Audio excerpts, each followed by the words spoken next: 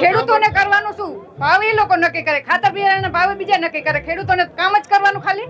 કા એના થાંભલા પાછા લઈ જાય અને કા અમારું પૂરું વળતર આપે, અમારી એક જ માંગ છે. એમને થાંભલા નાખતા ખેતરમાં આવડે, વળતર દેતા ન આવડે તો અમને ખેતરમાંથી થાંભલા ઉખડતા આવડે.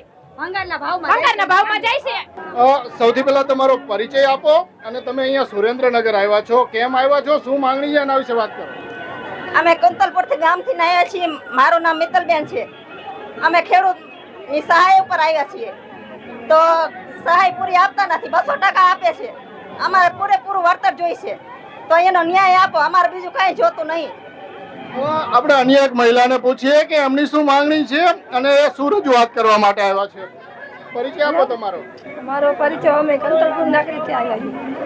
અમને વળતર પૂરું માગીને આપતા નથી અને નાના નાના બાળકો છે અમારે, તો અમારા બાપ દાદાની જમીન છે તો અમારે પૂરું પડતું નથી. તો આમાં એટલા થાંભલા આવે તો અમારા નાના નાના બાળ બચ્ચાનું પૂરું કોણ પાડે? શું માંગણી છે સરકાર પાસે? સરકાર પાસે માંગણી આ થાંભલા આવે એની વળતર આપે, નકા થાંભલા નથી જોતા. પૂરું વળતર અમારા બાપ દાદાની જમીન, અમને વળતર પૂરું આપો. તમારું શું નામ અને ક્યાંથી આવ્યા છો? કૃષ્ણાબેન, કુંતલપુર. શું કેમ આવ્યા છો? બસ આ હક માંગવા માટે. તમારો કાં તો અમને પૂરું વળતર આપો, કાં તો અમારે થાંભલા જ નથી જોતા. હવે સરકાર તો ખેડૂતોને કરવાનું શું? ભાવ એ લોકો નક્કી કરે, ખાતર બિયારણના ભાવ બીજા નક્કી કરે, ખેડૂતોને કામ જ કરવાનું ખાલી. હવે સરકાર તો માનવા તૈયાર નથી તો શું કરશો? આમના આંદોલન ચાલુ રાખશું. ત્યાં લગી અમારો ન્યાય નહીં મળે ત્યાં લગી આમનામ ચાલુ રાખશું. કોંગ્રેસ પાર્ટીવાળા કેમ બન્યા? અમને કા માનવું એના છે. થાંભલા લઈ જાય અને કા અમારું પૂરું વળતર આપે, બસ અમારી એક જ માંગ છે. બોલો શું કહેતા હતા? કા એના થાંભલા પાછા લઈ જાય અને કા અમારું પૂરું વળતર આપે, અમારી એક જ માંગ છે.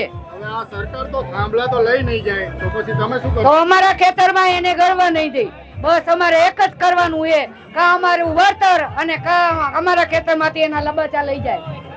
નાખતા આવડે, તમને ઉખેડતા આવડે. હા, ભંગારના ભાવમાં જવા દઈશું. પરિચય આપો. આગળ આવો, આગળ આવો, આગળ આવો. બેનર બતાવો. ભંગારના ભાવમાં 30 કિલોમાં દઈ દઈશું એના ક્યાં થાંભલા એક ગામથી એક આવ્યા કટકા. માળોદથી, કઈ જગ્યાએ તમારું ગામ કયા તાલુકામાં આવે? વઢવાણ તાલુકામાં. વઢવાણ તાલુકામાંથી આવ્યા છે.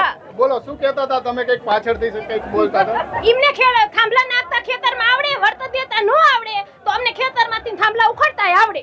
ભંગારના ભાવમાં જાય છે. જેમ નિલેશભાઈ અરવાડિયા કહે ને એના ઘોડે કે અમે ભંગારના ભાવમાં દઈ દઈશું. અમે બધા વિડિયા જોવી જ છીએ નિલેશભાઈના, મેહુલભાઈના, બધાયના. ખેડૂતોને 2 મહિનાથી લડવી તો જવાબ નથી દેતી સરકાર, કોઈને દેવો પડે.